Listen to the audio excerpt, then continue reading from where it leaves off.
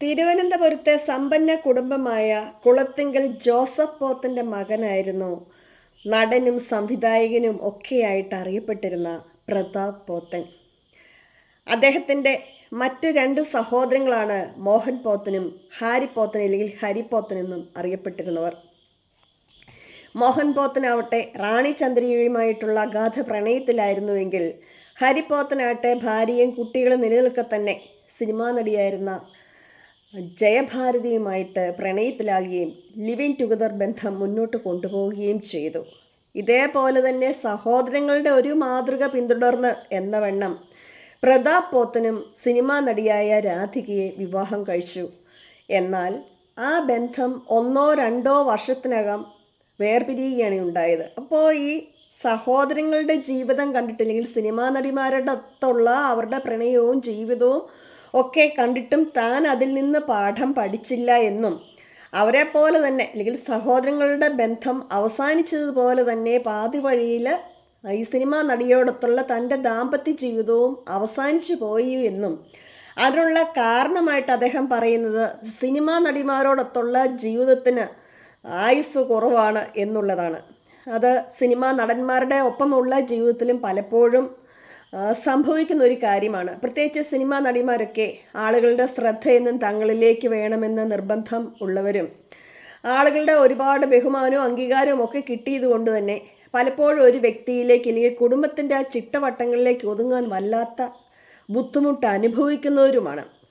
പലപ്പോഴും അവർക്ക് ഭർത്താവ് ഉണ്ടായിരിക്കെ തന്നെ മറ്റൊരു ബന്ധം സൈഡിലൂടെ കൊണ്ടു നടക്കുകയൊക്കെ ചെയ്യുന്നത് ഈ സിനിമാ നടിമാരുടെ ഒരു ഹോബിയായിട്ട് തന്നെ നമുക്ക് കണക്കാക്കാവുന്ന ഒരു കാര്യമാണ്. എന്നാൽ പ്രതാപ് പോത്തനും രാധികയും തമ്മിലുള്ള വിവാഹ ബന്ധത്തിൽ സംഭവിച്ചത് ഇതൊന്നും ആയിരുന്നില്ല. രണ്ടുപേരും അന്യമതസ്കരായിരുന്നു.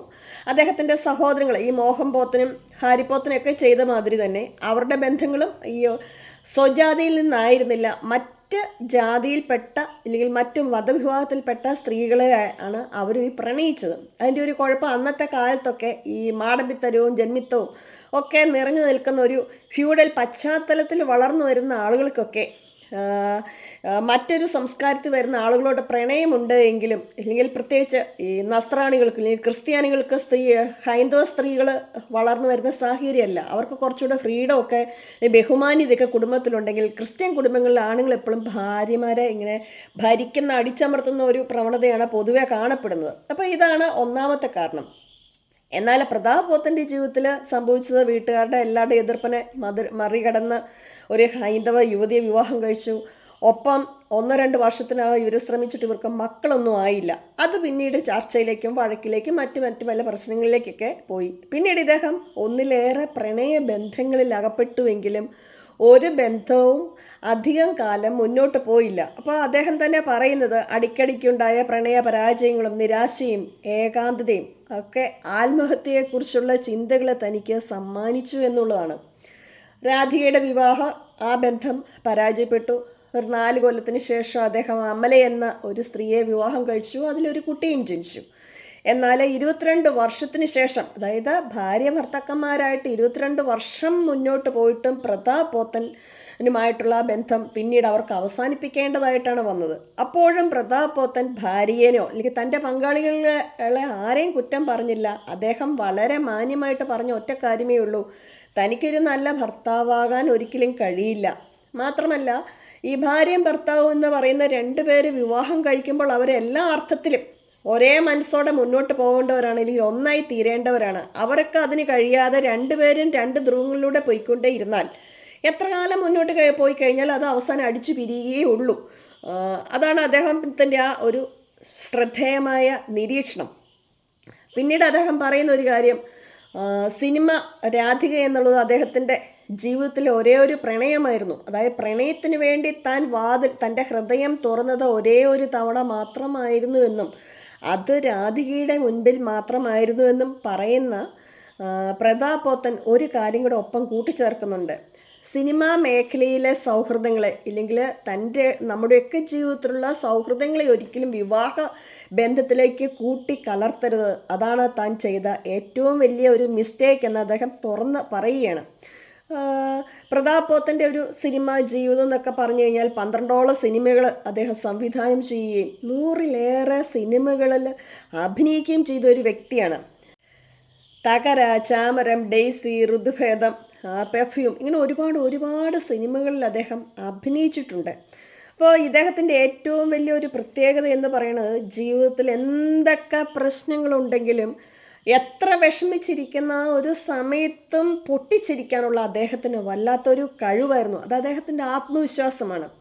അതിലുപരി പ്രതാപ് പോത്തൻ എന്ന് പറയുന്ന ഒരു വ്യക്തി മലയാള സിനിമയിലെ ജീനിയസ് ആയിട്ട് വിശേഷിപ്പിക്കപ്പെടുന്ന ഒരു വ്യക്തിയാണ്. അതായത് ഹരം പിടിപ്പിക്കുന്ന യാത്രകൾ, സുഹൃത്തുക്കൾ, വായന, ഇവയിലെല്ലാം ലഹരി കണ്ടെത്തിയിരുന്ന അദ്ദേഹം പ്രണയത്തിലും അതേപോലെ തന്നെ ലഹരി കണ്ടെത്തിയിരുന്നു എന്നുള്ളതാണ് വാസ്തവം. പക്ഷേ അദ്ദേഹത്തിന് ഒരു പ്രണയത്തിലൊരു താൻ ആഗ്രഹിച്ച രീതിയിലുള്ള ഒരു പങ്കാളിയെ, അല്ലെങ്കിൽ അദ്ദേഹത്തിൻ്റെ സ്വപ്ന നായികയെ ഒരു ആത്മസാക്ഷാത്കാരത്തിനായിട്ട് കണ്ടെത്താൻ കഴിഞ്ഞില്ല.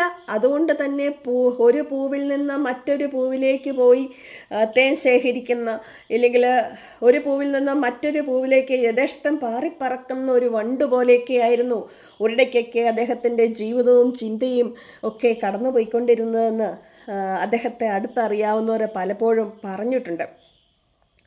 അദ്ദേഹത്തിൻ്റെ കുടുംബചരിത്രത്തെക്കുറിച്ചൊക്കെ പറയുമ്പോൾ വലിയ സമ്പന്ന കുടുംബത്തിൽ ജനിച്ചു, വായിൽ സ്വർണ്ണക്കരണ്ടിയായിട്ട് ജനിച്ചുവെങ്കിലും അദ്ദേഹത്തിൻ്റെ പിതാവ് കേരളം ഭരിച്ചിരുന്ന മുഖ്യമന്ത്രിമാർ 1-2 പേരൊക്കെ കേരളം ഭരിച്ചിരുന്ന ആ കാലഘട്ടത്തിൽ ഈ മുഖ്യമന്ത്രിമാരെ നിയന്ത്രിച്ചിരുന്ന വ്യക്തിയായിരുന്നു ഇദ്ദേഹത്തിൻ്റെ പിതാവ്. എന്നാൽ പ്രതാപ് പോത്തൻ ഏതാണ്ട് 15 വയസ്സായപ്പോഴത്തേക്കും സ്വത്ത് മുഴുവനും കേസും ബഹളവും ഒക്കെ ആയിട്ട് നശിച്ചു പോവുകയും വളരെ കഷ്ടപ്പെട്ടാണ് അദ്ദേഹം പിന്നീട് മദ്രാസിൽ നിന്ന് അദ്ദേഹത്തിൻ്റെ ഒരു പഠനം പൂർത്തീകരിക്കുകയും ചെയ്തത്.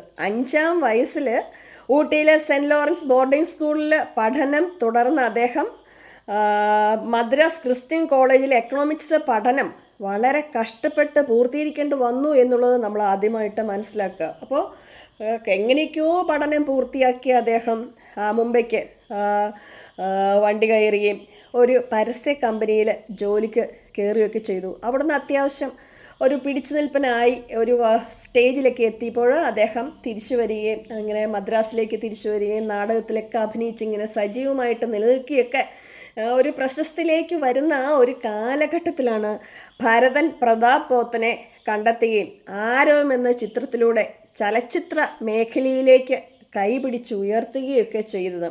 പിന്നീട് അദ്ദേഹം ഭയങ്കര സൂപ്പർ നായകനായിട്ട് മാറി. 5 വർഷം, ഈ ആരവത്തിന് ശേഷമുള്ള 5 വർഷം എന്ന് പറയുന്നത് പ്രതാപ് പോത്തിൻ്റെ ഒരു കാലഘട്ടമായിരുന്നു.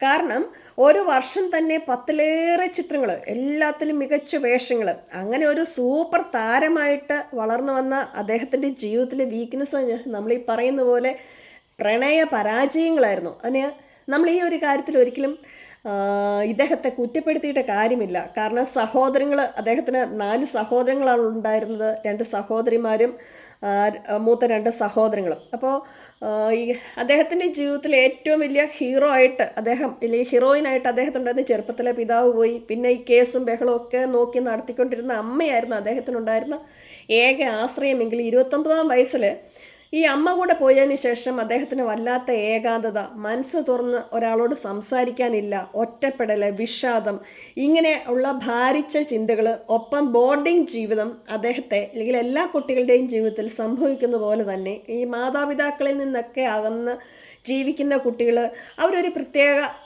ഒന്നുകിൽ തല്ലിപ്പൊളിച്ച് ജീവിതം നശിപ്പിച്ചു പോകും, ഇല്ലെങ്കിൽ കൂട്ടുകാരുടെ ഒരു അണ്ടറിലായിരിക്കും, ഇല്ലെങ്കിൽ അവരൊരു പ്രത്യേക ലൈഫ് സ്റ്റൈൽ സ്വാഭാവികമായിട്ട് രൂപീകരിക്കും. അപ്പം ഈ ഹരിപ്പോത്തിന് എൻ്റെ സഹോദരനായ പ്രതാപ് പോത്തനും വായനയുടെ ലോകത്ത്, ഒരുപാട് യാത്രയുടെ ലോകത്ത്, പിന്നെ വായനയിൽ നിന്ന് കിട്ടിയ അറിവിൻ്റെയൊക്കെ പിറകെ നടന്ന പ്രത്യേക തരത്തിലുള്ള ചിന്തകളുടെയും ഉന്മാദത്തിൻ്റെയും ഫാൻറ്റസിയുടെയും ഒക്കെ ലോകത്തായിരുന്നു. അസാധ്യമായ കഴിവുണ്ടായിരുന്ന ഒരു വ്യക്തിയായിരുന്നു താനും. അപ്പോൾ അദ്ദേഹത്തിൻ്റെ ഈ ചിന്തകളൊക്കെ ആയിട്ട് ഒത്തുപോകാൻ പറ്റുന്ന തരത്തിലുള്ള ആളുകൾ അക്കാലത്ത് വളരെ കുറവായിരുന്നു എന്ന് വേണം പറയാൻ. കാരണം അന്നത്തെ കാലത്തൊക്കെ, അതായത് തകരയിലൊക്കെ അഭിനയിക്കാൻ വരുമ്പോൾ ജീൻസും ഷർട്ടും വലിയൊരു കണ്ണാടിക്ക് വെച്ച് കയ്യിൽ കുറച്ച് പുസ്തകമൊക്കെ ആയിട്ട് വന്ന് വായിക്കുന്ന, അല്ലെങ്കിൽ അങ്ങനെ ഒരു വ്യക്തിയായിരുന്നു പ്രതാപ് പോത്തൻ. അദ്ദേഹത്തിൻ്റെ മലയാളം എന്നൊക്കെ പറയണത് നമുക്കറിയാം, ഊട്ടിയിലൊക്കെ പഠിച്ചുകൊണ്ട് മലയാളവും അല്ല ആംഗലേയവും അല്ല, ഇത് രണ്ടും കൂടെ മിക്സ് ചെയ്ത ഒരു പ്രത്യേക സ്റ്റൈലിലാണ് അദ്ദേഹം പറയുന്നത് തന്നെ. അപ്പോൾ ഇദ്ദേഹത്തിൻ്റെ ചിത്രത്തിനൊക്കെ ഡബ് ചെയ്യാന്നുള്ളത് അതൊക്കെ സാധാരണക്കാരെ കൊണ്ടൊന്നും പറ്റുന്ന ഒരു കാര്യമല്ല. കാരണം ആ ലെവലിലേക്കുള്ള ഹൈ ഇൻ്റലിജൻ്റ് ആയിട്ടുള്ള ഒരു വ്യക്തിയായിരുന്നു. പക്ഷേ അദ്ദേഹത്തിൻ്റെ വ്യക്തി ജീവിതത്തിൽ ഈ ചെറുപ്പത്തിലുള്ള ഒറ്റപ്പെടലും വിഷാദവും ഏകാന്തതയും ഒക്കെ കൊണ്ട് അദ്ദേഹം മറ്റൊരു തലത്തിലേക്ക് തൻ്റെ ചിന്തകളെയും ജീവിതത്തെയൊക്കെ പറിച്ചു നട്ടുകൊണ്ട് തന്നെ ഒരു പരിധിയിലേറെ ഇൻറ്റിമസി അദ്ദേഹത്തിന് ആരെയും കണ്ടെത്താൻ കഴിഞ്ഞില്ല. തൻ്റെ പ്രണയത്തെ ഒന്നിൽ ഉറപ്പിക്കാൻ കഴിഞ്ഞില്ല. തൻ്റെ പങ്കാളികളിൽ ഇങ്ങനെ എന്താണ് ഒരു ആത്മസായുജ്യമോ ആത്മനിർവൃതിയോ ഒന്നും കണ്ടെത്താൻ അദ്ദേഹത്തിന് കഴിഞ്ഞില്ല.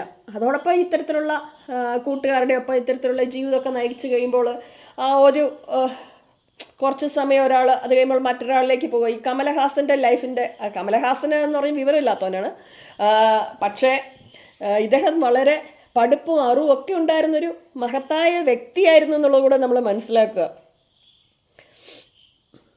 പിന്നീട് അദ്ദേഹം താൻ തന്നെ പഠിച്ച സെൻറ്റ് ലോറൻസ് റെസിഡൻഷ്യൽ സ്കൂളിലാണ് ഡെയ്സി എന്ന ചിത്രം തന്നെ ചിത്രീകരിച്ചത്. തൻ്റെ ജീവിതത്തിലെ നല്ല കാലഘട്ടങ്ങളും ഓർമ്മയും ആ ഒരു ലോകവുമൊക്കെ കൃത്യമായിട്ട് മലയാളികൾക്ക് മനസ്സിലാക്കി തന്ന ഒരു ചിത്രമായിരുന്നു ഡെയ്സി.